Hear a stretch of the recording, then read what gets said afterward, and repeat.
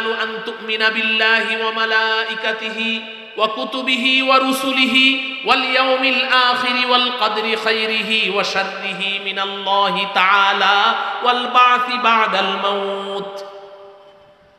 নবীজি বললেন ঈমান হচ্ছে যে তুমি মনে প্রাণে সাতটা বিষয়কে বিশ্বাস করবে। এক নাম্বার আন তুমিনা বিল্লাহ, আল্লাহকে বিশ্বাস করবে, ওয়া মালাইকাতিহি, আল্লাহ পাকের সমস্ত ফেরেশতাদেরকে বিশ্বাস করবে, ওয়া কুতুবিহি, আল্লাহ পাকের পক্ষ থেকে অবতীর্ণ সমস্ত কিতাবকে বিশ্বাস করবে, ওয়া রুসুলিহি, আল্লাহ পাকের পক্ষ থেকে প্রেরিত সমস্ত নবী রাসূল পয়গম্বরগণকে বিশ্বাস করবে, ওয়াল ইয়াউমিল আখিরি, পরকাল দিবসকে বিশ্বাস করবে, ওয়াল কদরি খাইরিহি ওয়া শাররিহি মিনাল্লাহি তাআলা, এবং তোমার ভাগ্যলিপিকে বিশ্বাস করবে। তুমি ভালো কিছু পাও, কাঙ্ক্ষিত অনাকাঙ্ক্ষিত যে কোনো জিনিস তোমার জীবনে আসে, তোমার এটা বিশ্বাস রাখতে হবে।